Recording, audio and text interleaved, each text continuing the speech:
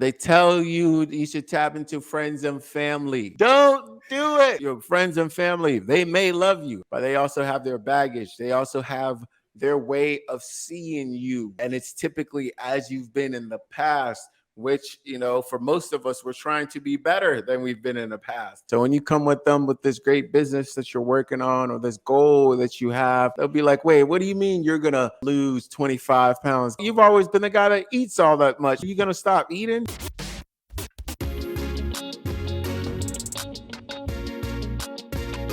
Welcome to the Good Life. Welcome back to another episode of the Good Life Visual Audio Podcast. I'm your host, C. Muzan. I got Kabi here in the building. Say what's up, Coach.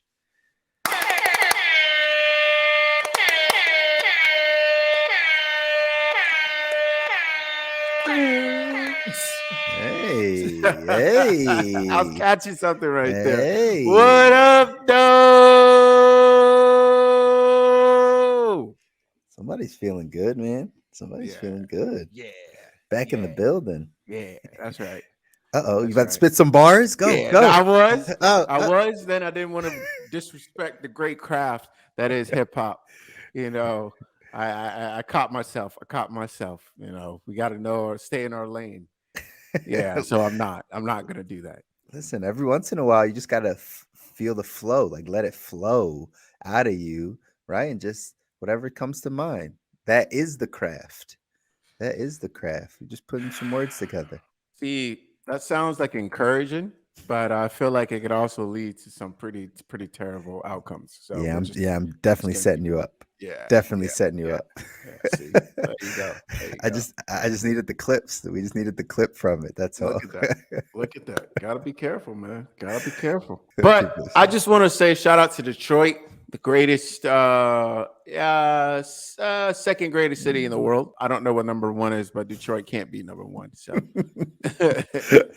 As much as we love Detroit, no, it can't be Still the can't. number one. That would be like, that'd be too much. that's a lot. It's a heavy crown to carry. But it's all good. Definitely Shout- better than Philly. Never. Anyway, join us over in our Facebook group, guys, because that's where you're getting some more access. We got that workshop coming up for you.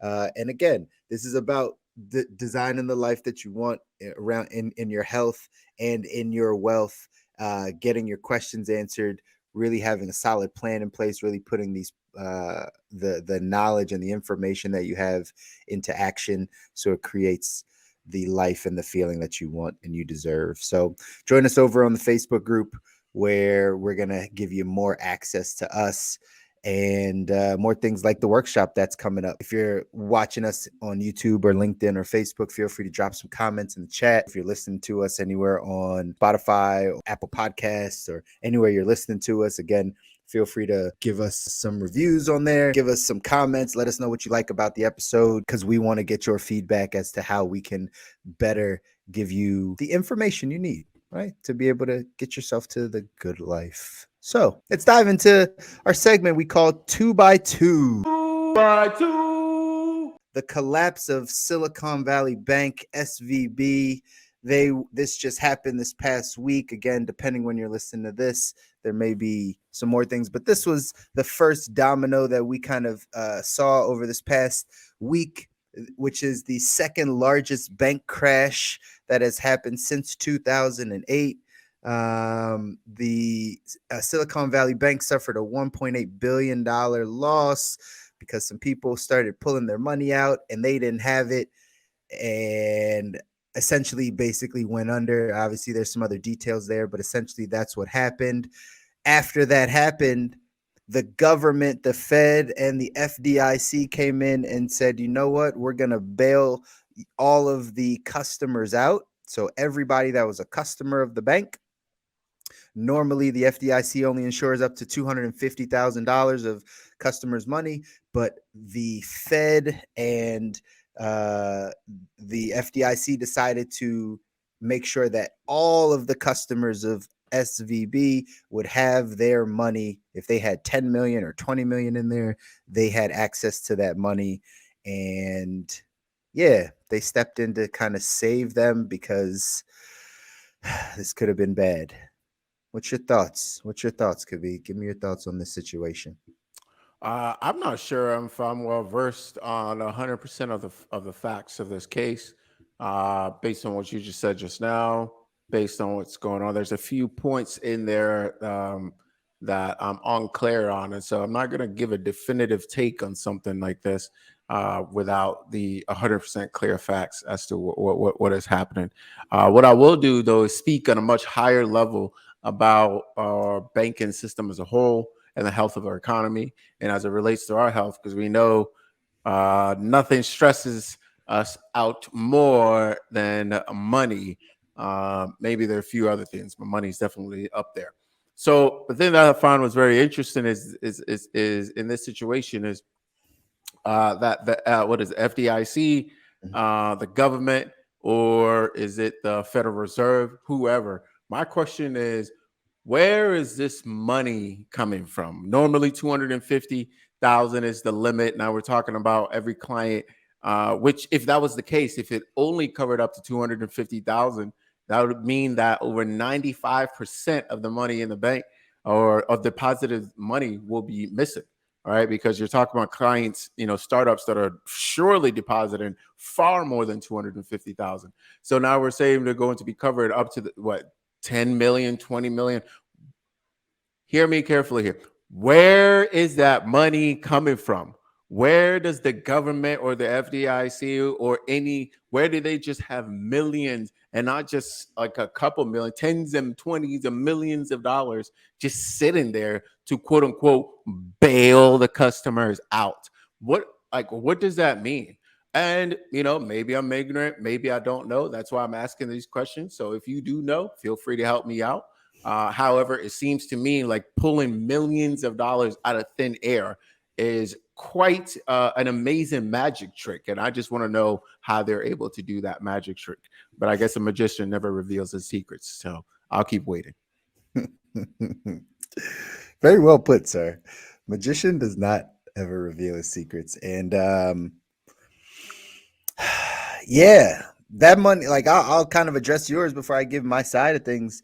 Uh, Nobody knows where that money's coming from. More than likely, the Fed is just printing more money, like we've seen over the past however many years. But we understand that that's the situation that got it. That's part of the problem that got us into this situation. Anyway, um, man, there's a lot changing in the financial world, ladies and gentlemen. That's my take on this. I think this was the first domino, the first thing that really is going to start to uncover some of the, you know, for lack of better term, shadiness that happens in our banking system, right? The shadiness that happens with money. I think that the tide is turning a bit, and a lot of these things, for people that don't know, back in 2008, uh, basically the financial collapse that happened was only a part of what was supposed to happen, right? It was really supposed to really bottom us out, but they just kind of put it on life support. They kind of patched things up. They started printing a ton more money, right? It got us back into this position. And I believe by this bank going under, it was kind of the first thing that we're all seeing that says, oh, the system still is incredibly broken. And it's kind of like the visual that I get is, the dam that has all the small holes in it before the whole thing just shoots through and breaks the dam. Like, this was that major crack where you started really seeing like, oh, this thing's really about to bust open. And I think by the Fed coming in and FDIC coming in and doing, it's just their way of um, trying to plug up that hole, but I think the hole's already too big. And over the next, you know, few years, this stuff doesn't happen overnight, guys, but over the next few years, we're going to see a major change in our banking system, for the point that could be made that they just don't have the money. Right, again, not knowing all the details and all the intricacies, but for most people that understand banking, they take our money and then they go loan it out, and then they go buy securities and they buy bonds, and they actually don't have our money anywhere. The money you put in the bank, they don't have it. Because of that, right? We're seeing some rough seas up ahead. So I think this was just the first thing that's alerting everyone. It's kind of like the red warning sign of like, hey, it's time to start really paying attention to what's your plan. What are you gonna do if this whole thing were to collapse? If the banking system were to, um, but again, I just think this is just the first domino. We're gonna see a lot of other things come in the near future. You're certainly not alone. Quite a bit of the experts who, to their credit, accurately predicted the collapse in '08 are speaking of a bigger collapse coming up here and have been speaking of it for 2.5 to 3 years now. Not just in the housing market, which we're starting to see in slowdowns in mega markets, but also as a whole and overall. I mean, part of this collapse comes because banks were once again greedy, and in times of low interest rate purchasing, spending all of their money and locking up all of their funds with T-bills that nobody wants now. Mm-hmm. Right. So that's part of what, what we're dealing with. And again, it comes back to a little bit of greed. And it tells us to your point, how unstable this entire situation is. I mean, we're looking at highly reputable, or at least individuals with really large platforms like on CNBC recommending SVB Bank as the number one bank. I believe it was by Forbes or whatnot. Correct me if I'm wrong. Mm-hmm. Within a week of it collapsing, like how this is the same level of like ineptitude that we saw in '08, where you having Moody's and others ranking these highly risky stacks of essentially poop, right? Garbage. And, Mm-hmm. and calling them grade A, right? So, Mm-hmm. at what point do we have individuals? Who are these individuals, quote unquote, regulators, individuals that are falling asleep for there to be millions and millions of dollars missing, and then we just print them out of nowhere? I mean, the whole thing is a little concerning. But for me, what's even more concerning is the conversations that I'm having with highly quote unquote knowledgeable individuals and those that don't pay attention at all. And it's as if the highly knowledgeable individuals have drank the Kool-Aid, and then ones that don't know have no idea of what is what is impending and happening. So we'll see, man. We'll keep you guys in the loop. You already know. Keep Yeah, following, and we'll keep you in the loop. absolutely. There's going to be so much more to these stories, but very similar to kind of what you said on our last episode. I think it was our last 2x2, or maybe the one right before that. Like when we were talking about, I think insulin, Oh mm, yeah, right? Like we're just not having the right conversation, right. right? It's the same thing on the money side, right? It's just we're just not having the right conversation. This is not isolated. We really have to follow the money. Back to a older saying we had here on the show, right? Yeah. Right. We really just got to follow the money on this one, and yeah, stay tuned, guys. I'm not here to predict what's gonna happen, but Yeah, I mean, SVP number two. What is it? Signature number three within a week of each other, I believe. I'm mhm. not sure, but yeah, it should be interesting. With that said, let's move on.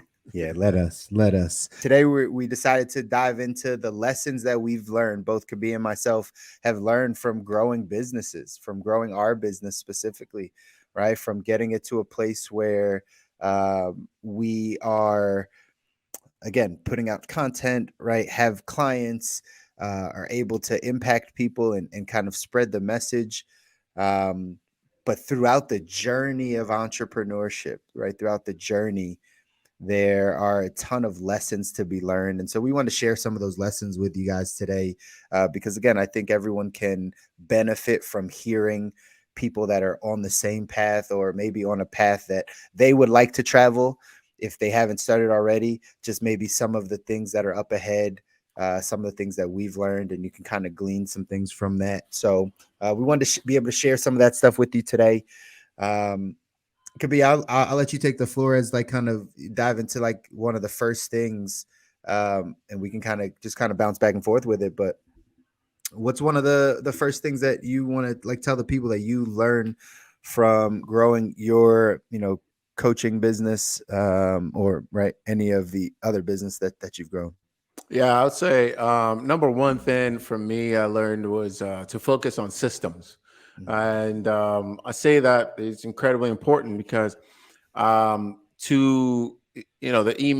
e myth revisited, right, comes to Great point. mind. Great point. I think for a long time I was kind of just like hustling around and chasing the next sale or the next client or the next thing, and I didn't really have a system to consistently produce leads, to consistently convert leads, to consistently serve leads, to consistently keep track. So I was slowly realizing I needed to figure these things out, and I think if I had an understanding of that to begin, I could probably have shortened my journey a little bit.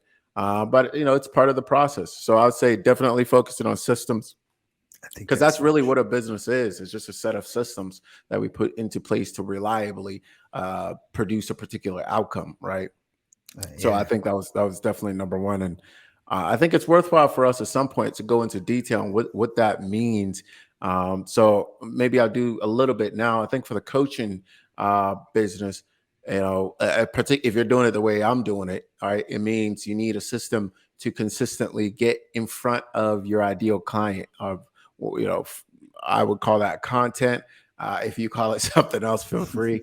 All right, and then a system consistently talk to and engage with our ideal client, and then to get them into the sales process, which a lot of people kind of avoid because that's kind of like the dirty word, etc. But sales, when done correctly, is actually in service of people, that's right. right? And so I think if you're not paying attention to the sales process, you're doing yourself a disservice and your ideal client a disservice. So I think that was one of the things as well. And then a system could to consistently deliver, whether it's the course, whether it's the program, whether it's the ebook, whether it's the live program, whatever it is, to consistently deliver results so that people will come back. So, going to figure out how to put those things into place, I would say, is the business, right? If you're working on the business, those are the things that I needed to pay attention to, and I That's should have done it huge. earlier. That's huge, man. I second that 10,000%. First off, The E Myth is one of my favorite books, and I recommend it to everyone that starts in entrepreneurship. If I gave the summary, it's learning how to work on your business and not in your business, right? Like that's one of the big keys. And the way to work on a business and not in your business is to have systems in place, right? It's the only way to do it. I go back to Robert Kiyosaki's cash flow quadrant, right? If you think of the cash flow quadrant, talks about the ESBI, right? So the employee quadrant, the four ways that we make money, right? Earn income. The employee quadrant, the S quadrant is the self-employed quadrant, the B quadrant is business owner, and the I is the investor. Where most people get hung up is going from S to B. There's a difference between being self-employed and being a business owner. Here's how Robert Kiyosaki defines it. Robert Kiyosaki says being a business owner means you own a system and that system runs your business. When you're self-employed, it is around you. If you do not show up, you do not do the work, you do not get paid. The business doesn't run. This can be anything. This can be high paid doctors or surgeons or attorneys, right? If they don't show up to do the work, if they don't do it, right? Like the work doesn't get done. So therefore they are needed in that process. A system, heard this before, stands for save yourself time, energy, and money, right? Save yourself time, energy, and money. That would be the acronym.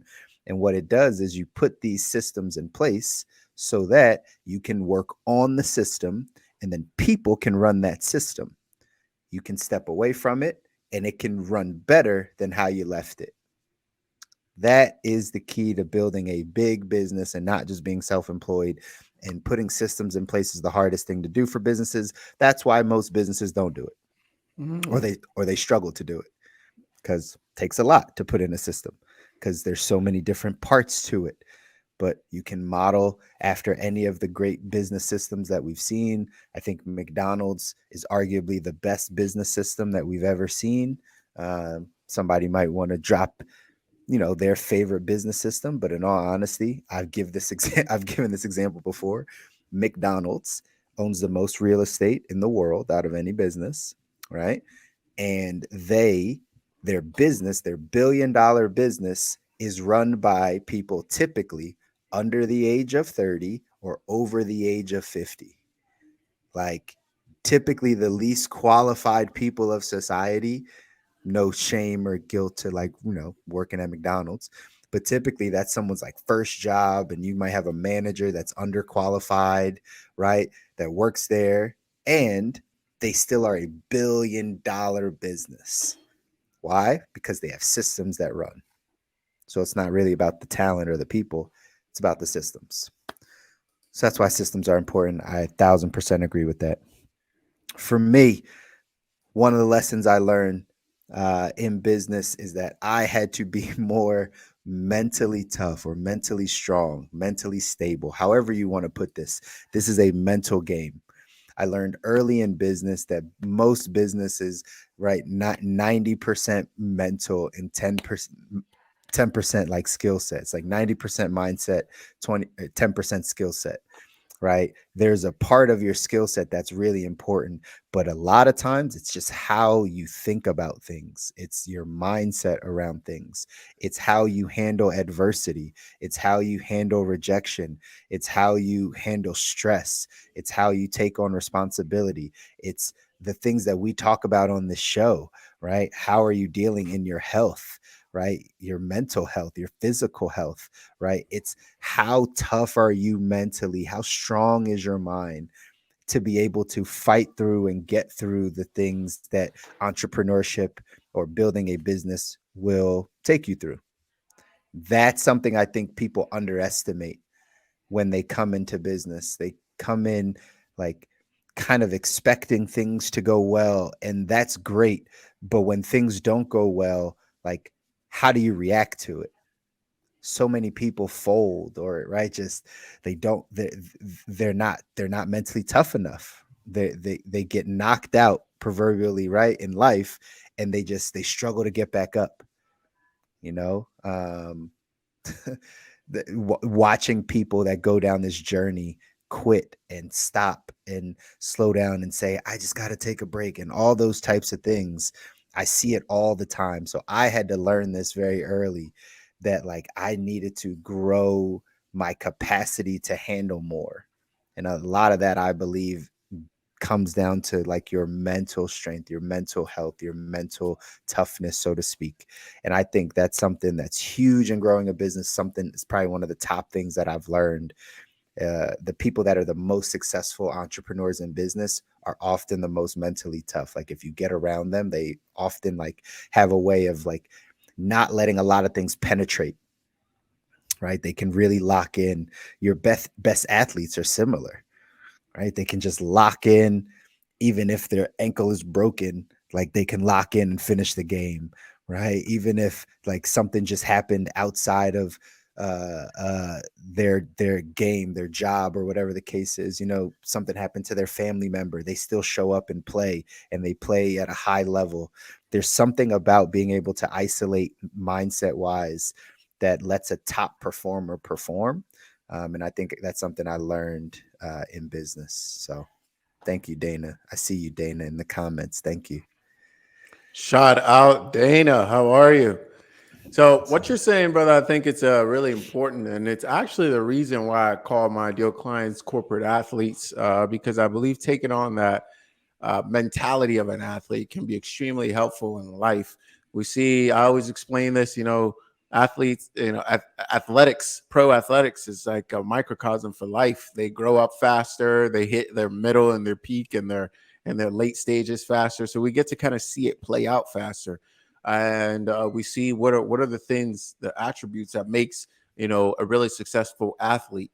And I think those same mental attributes, to your point, are the same mental attributes that leads to a corporate athlete, right? Somebody who works for a living but has the mentality of a champion, and being able to respond to adversity when it comes up. Our adversity, an athlete may break a leg, an athlete may have drama off of the court for some reason and have all of these different things. We have those things in our life too as corporate athletes, right? And it gives us the opportunity, or business entrepreneurs, as people who have a 9 to 5.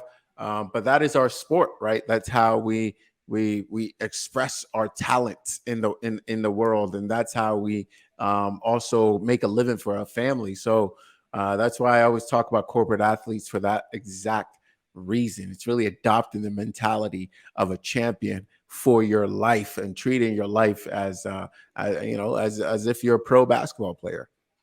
That's huge. That's huge. Corporate athletes, right? Like it's just performing like an athlete, but just in the world off the court, right? In our work world, so to speak. Yes, sir. It's in the mental. It's in That's the right. mental, right? They say most of athletics at a certain level becomes very mental, and such is life as well, right? That's right. So that's That's I right. love that. Good stuff. All right, but so my number two is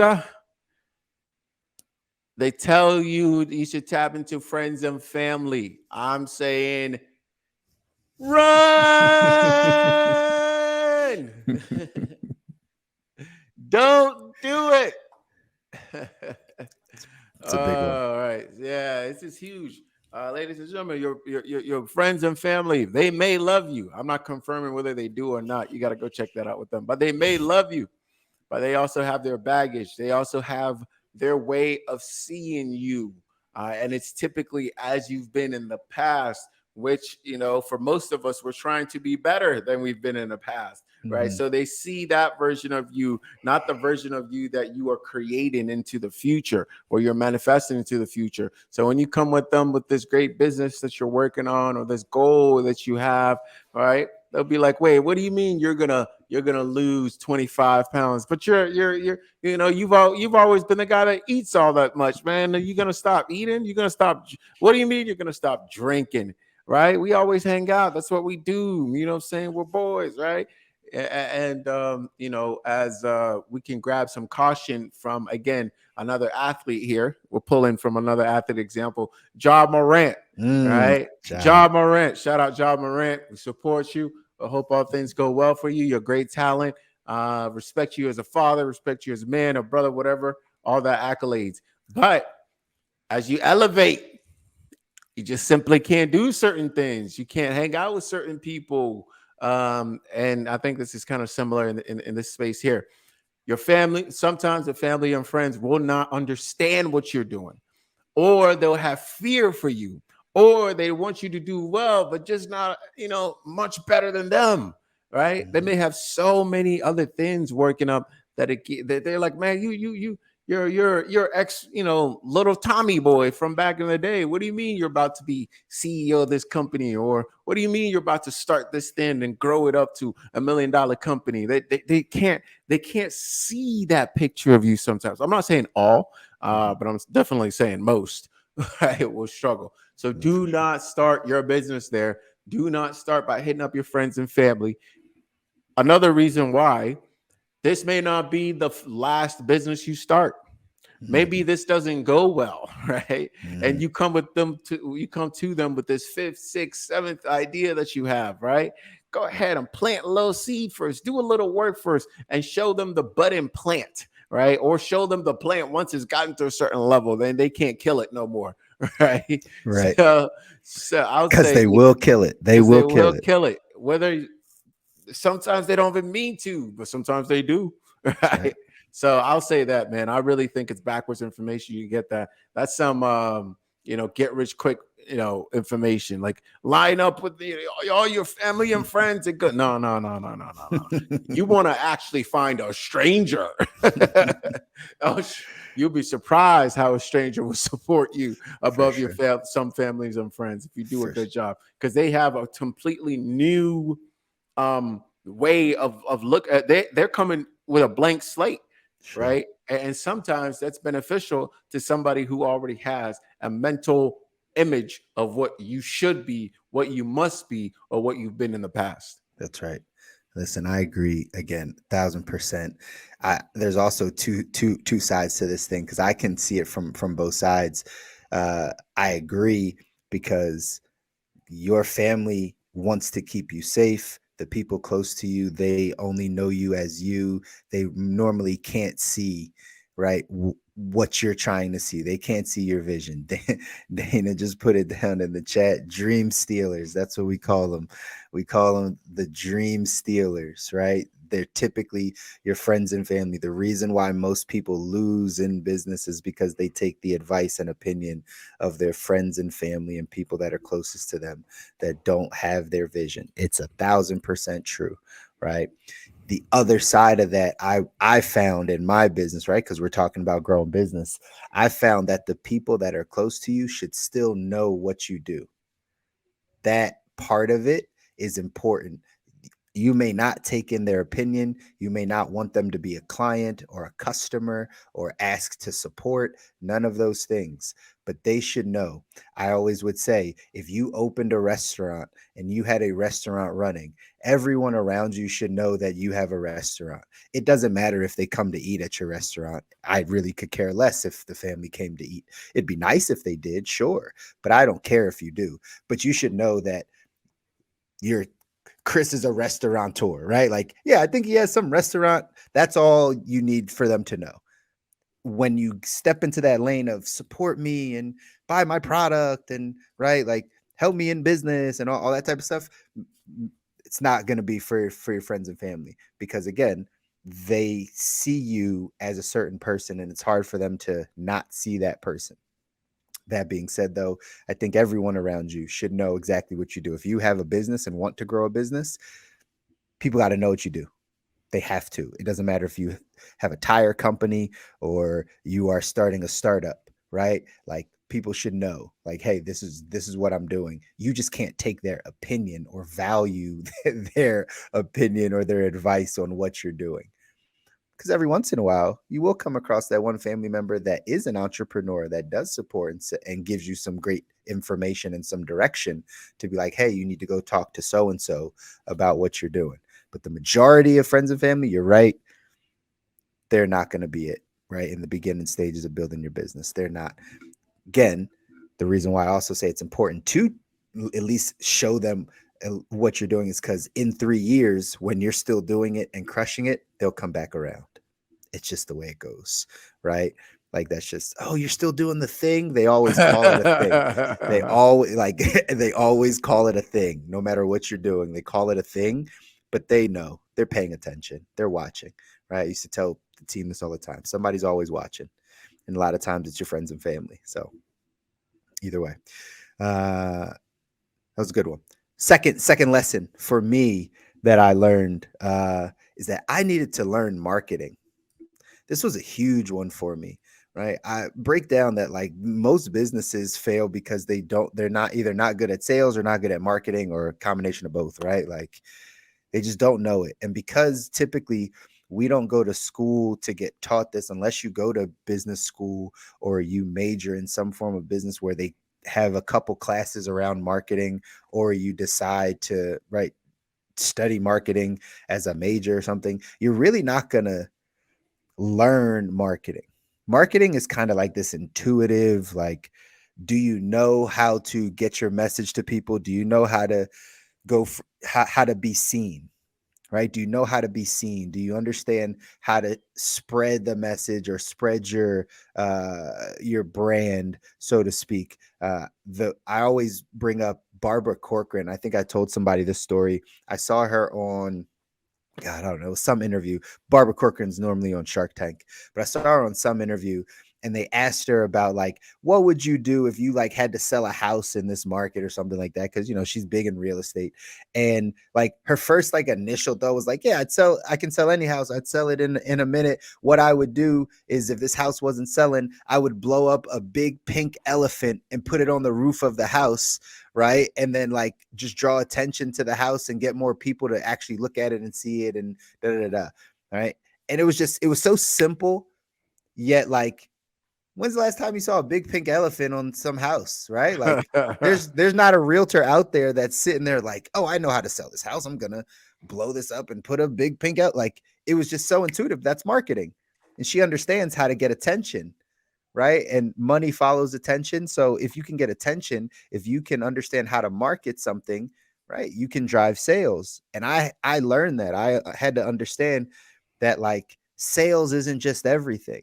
Like it's if you don't have this marketing component of how to go get more, how to get in front of more people, how to have more influence, how to again get more people to see you, businesses slow down. Like Mhm. it's only so much you're gonna be out there like pounding the phone selling. Like you gotta focus on marketing at some point. And I learned that early that that was the game. Actually, really getting good at marketing. You find anybody that's a really good marketer or really good at marketing, they probably have made some money in their business. Marketing just exposes your product, though. It exposes your business. If you're really good at marketing and your product sucks, more people are just going to find out that your product sucks, right? That's what happens. But marketing is the catalyst. So I had to learn that side of it. Mm. Yeah, I like that. I like that. And I think that that's one of the systems, right, Mm, into place. I think that's a huge one. Okay, so for me, I one thing I had to learn, and I'm continuing to learn at every stage, is my sort of my money mindset, and when it comes to value, like mhm, what is how much is this then worth? I think that's how I'll put it. How much is this then worth? Um, and there was a lot of money, a lot of mindset things I had to unlock around that. How much can I charge for my skill? What is my? I would say this. I started out kind of giving it for free to mhm, see who wants it, right? But I think at some point, and the quicker the better, is to graduate from that state of mind. I think it's a good thing to give things for free, but I think you want to as quickly as possible graduate from that, because mm, otherwise you end up, and this almost goes hand in hand with family and friends. mm, I as I had to really learn that as long as I was willing to give it for free, that's what people will give me. mhm, $0. mhm, Right. So and I think that's huge because there's a lot of moral sort of undoing and kind of like tangling dance that at least I did. Maybe you didn't. mhm, And so it's like, man, I mean, can I really charge like $500, 1,000, 2,000 for this? What? When I'm looking left, I'm looking right, and I'm seeing individuals with less credentials than me, less experience than me, less know-how than me, ability to produce results, charging my same friends and family 2 to 3 to 4x more than I'm charging, and they're right, gladly paying it. right. Right. So I think it's incredibly important to examine the money mindset that you're bringing into the business, and yeah, like I said, I continue to work on that, and truthfully, that's probably what more than anything, well, systems is the other thing I've paid for, but Mm, that's another thing I've really paid for, is that undoing of that money mindset around value. What am I mm, worth? What is my worth in this situation, and how do I mm. actually ask for what it is that I believe I'm worth? That's huge. I feel like a lot of entrepreneurs struggle with this side. I feel like a lot of people struggle with value. What am I worth? What is this product worth? What is my service worth? What is my expertise worth? Double-edged sword, because some people think it's worth more than it really is, right? And in business, right, the market determines the worth. The market determines it, right? And so you can put a price on it for sure. And some people, I've seen entrepreneurs stick to a price that no one's biting on. And I've questioned, I'm like, you ever think about lowering that price? Maybe it's just not worth it. If the market's not willing to pay for it, then maybe you're either A, in the wrong market, or B, maybe it's not worth that. Maybe you need to change the offer. Maybe you need to add some things, right? Like there's some things that have to change as well. But the mindset of like knowing that you can charge for something and that it's worth it and standing behind it and just finding the right market, I think, like you said, that takes some some unlearning, right? It takes some unlearning of some conditioning. You know what I mean? Yep, 1,000%. Yeah, I think it's a big deal, man. And for those of you that follow me, you understand. Like, I actually do everything for free. Now, we get paid on the insurance side of things, right, with insurance policies and things, but like the service is free. We have a little bit different model on the money side of things, and I can give you the philosophy behind it. It's more because of who we're trying to reach, right? When you're trying to reach the masses, you make it as simple as possible for the masses to be reached, right? If Amazon can charge as little as possible for a product, like they realize they can get more people, right? And so for us, it just happens to be that that's going to be free. And what I've found in my experience doing this for some time is the right people that want the help, they stick around. The people that don't, they don't, right? They don't. So uh again, different business models, lots of things to learn, but like again, most people that have a product that they want to be able to get to people, you have to put a price on it. Like Yeah. you have to put a price on it. So It's just I think it's very important to distinguish between what you're saying, as in having a business model that's value first and whatever, money later or whatever, right, whatever. If that is intentionally the model that you're running with, right, obviously go for it. Google, Facebook, and others are doing great with yeah, that model, right? right. But if that's not your intentional model, don't go out here be making food and handing it out for free, saying you in business. That's charity, buddy. You That's know what I exactly right. mean? So I think that's a very different stage here. Is not because I do think people we laugh, but I do think entrepreneurs early on do get confused with that. But Mhm, I want to give it because I'm that type, right? mhm, I started this to help people. I didn't mhm, start this necessarily like I was before I was even getting paid, I was training people for free. mhm. Right. So I spent years training people for free writing. I've written so many free programs, I can't even count them. Right. So that's very different than, you know, and I think that's why it makes it so difficult because a lot of entrepreneurs do get into business to make a difference and to help people. I Sure. believe the entrepreneurs are really good people.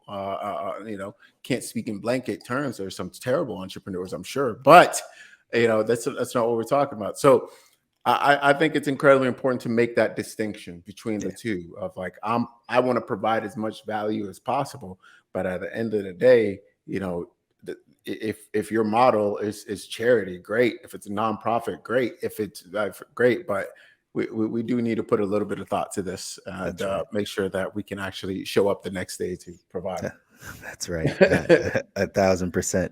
I mean, I could go on a whole nother tangent of the nonprofit side of things too, because I worked in the nonprofit space for a little bit of time and got a chance to shake hands with a lot of nonprofits. And for some reason, people in the nonprofit world think it's easier to like build a business, like build a nonprofit business, just because you don't Mm, you don't have something to sell or you don't have to put a price on it, right? Because mm, but it's like almost harder because you don't mm, have anything, because everything now has to be charity, grants, handouts. Like, you have to now create such value and service and yeah. connections for you to be able to get in any money to go do the things you want to do.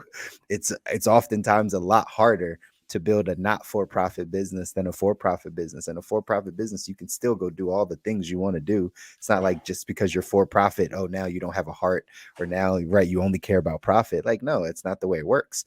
All right. But I've seen so many people say, I'm going to open up a nonprofit just because they have a mission. It's like, yeah, well, how do you make money to serve that mission? Now you're scrambling because you have to do random fundraisers that only bring in only a little bit of right grant money here and there. Most grants are giving you like less than $20,000. You know what I mean? You're not Become a getting a professional beggar. exactly. It's really it. And A so professional corporate beggar. professional corporate beggar, that's what it becomes. And everybody in nonprofit world, I know somebody's going to get upset that's in nonprofit, but it's true. Like, everybody in the nonprofit world thinks like their cause is the cause everyone should donate to. Like, they think their cause is like the best cause. Like, oh, we're saving the cats and we're helping the children and we're helping these people, the water purity. Like, everyone's like, this, if you're not following this, like, you don't have a heart. It's like I have a heart. I can't give to everybody, right? I got to pick something. So message being said, it's not easier to build a not-for-profit business No, than it is to build a for-profit business. no. Just understand that, guys. Energy is a derivative of energy. Sorry, money is a derivative of energy. That's all it really is. It's because we, for some reason, felt like we needed something, I don't know, tangible to measure the exchange of energy. So at the end of the day, you either play by the rules of physics or you don't. And hopefully, if you don't, hopefully you are Neo or something. I don't know. Right. Who knows what With, you are? yeah, yeah. That's With funny. that said, what I want to say, if you're listening to this and you enjoy us diving into, entrepreneurship, kind of pulling the curtain back a little bit on how we've built our businesses and just our thoughts on business and kind of how we're continuing to operate. This is stuff that we do on a day-to-day basis. It's a little different than typically what we'll be sharing with our clients. I actually, to speak for myself, Chris, you can correct Mhm. me. And so, but I do know there are a lot of people who ask me about the business side of it and my personal experience. If you want us to talk more about that, let us know, whether in the comments or if you see this clip somewhere, or if you watch the full video, or if you're live with us right now, so that we could talk about it a little bit more. I think we do have quite a bit of, at least, hey, I tried this and it worked, or I tried this and it didn't work, that we can share with you guys. And also maybe throw out some of the few things we're working on. Maybe you have some expertise or you have some people in your network that we could connect with to make sure that we are moving as a group to make an impact and help people out here to develop their version of the good or great life. That's right. That's right. Absolutely, guys. I think it would be great to be able to talk more about business, right? We Mm. turn this into a full entrepreneur podcast. You know what I mean? Because that's what we are. And in all honesty, guys, that's the secret. That's one of the secrets to building wealth. I don't know if it's really a secret. There's a lot of people that push back about it out there of like, oh, you don't have to own a business. And well, everyone that's wealthy has a business. I don't know. I don't know what else to tell you. Whether or not their business is defrauding the government. Who knows, right? Like at the end of the day, they have an entity set up that That's produces right. them income and they're That's not right. going somewhere to get a W-2, right? So at the end of the day, I think it's incredibly important.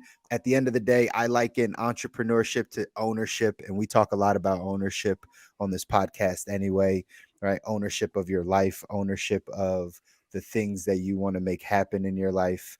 So, yeah, entrepreneurship is just an extension of that. It's being able to own and control your life. You just happen to control your income. The person that controls their income controls their life typically. So, That's right.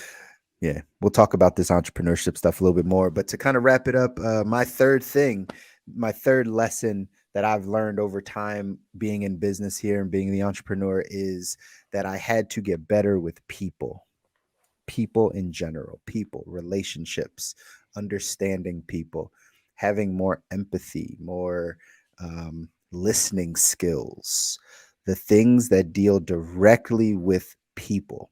I had to get much better at. Oftentimes you would hear, and I would hear people say, like, oh, I don't like people, right? Because they're probably in a job where like people piss them off, right? They're in some type of service position or even just being at a job where they have coworkers that they don't like. So they often say, like, I don't like people. But I realize that people is the gateway to all the things that you want to make happen in life. Right? People, it's the relationships that all the old cliche saying, it's not what you know, it's who you know. That It's how many actually dollars in your pocket? Oh, I'm sorry. it's not what you know, it's who you know. And if you know the right people, you can actually get access to the right information. And that information will get you to the financial opportunities you need, whatever the other opportunities are. But just in general, building with people, being good to people, learning how to help people and listen, and all those types of things. I had to learn how important that stuff was. Probably one of the best books written on it. Somebody maybe drop it something else in the chat, but it's How to Win Friends and Influence People. Good old, I think it's Dale Carnegie that wrote that book, How to Win Friends and That's right. Influence People. Just understanding some basic things on human nature, right? Understanding how people operate. and what um, people need to like what is important to people. You know what I mean? I think that type of stuff is incredibly important, and I had to learn that over time. And I think it's important for anyone that's growing a business to learn how people operate. You're going to have customers, you're going to have clients, you're going to have employees, you're going to have, part-time staff, you're going to have, if you're big, shareholders, board members, everything around is going to be people, right? And if you can understand how to love people, love on people, care for people, be good to people, I think it's just the way to build a massive business or build anything that you want to. If you learn how to love on your customers and love on your people, like in your business, I just think that's a recipe for success. So that one's a big one. People run everything, right? There's not going to be a time that you're going to build a business and not have to interact with a person, even on like a customer service level. Like even if you chose to build an online business that's automated and all that good stuff, like you probably have a virtual assistant or somebody that you're going to have to communicate with. And then at some point you're going to get some feedback from a real human being that you might need to make a call to or send an email to or have some type of personal touch to eventually, right? That's just the way it works. The higher up you go, the more you're just going to need people skills. I think it's incredibly important. Agreed. Agreed. I already gave you my third one, and I You did. agree with your third one. So I'm So out of bullets. me too. The gun is done. I think it's a good place to wrap it up, guys. We gave you 6 things today, Mm. right? 6 things that both Kabi and I have learned by growing our businesses, by being entrepreneurs, by dealing with people on a day-to-day basis. We've given those to you. Again, like Kabi said, if you guys want to hear more of this stuff, we got a ton. We got a ton. Yeah. We can Yeah. have these conversations. Drop some of these comments in the chat. What else do you want to see or what else do you want to hear from us? Because we're more than happy to share with it. We still got tons of guests coming on. We got guests lined up that are going to come on the show that we're going to be able to drop their expertise and their knowledge with you as well. But this point of entrepreneurship we think is incredibly important, right, man? Absolutely. Absolutely. And it is one that I am excited to talk a lot more about moving forward. Um, and let us know. Let us know if that jives with you. Because if it doesn't, we won't do that. That's right. Thanks, Oh, Dana. oh, Dana, MBA. Let's do it. That's right. We That's awesome. appreciate you, Dana. Glad Yes. you picked up some value from it. Yeah, I think that's what we got tonight, man. Feel good? Absolutely. I feel really good. I feel really good. And until next time, keep living a good life. Peace.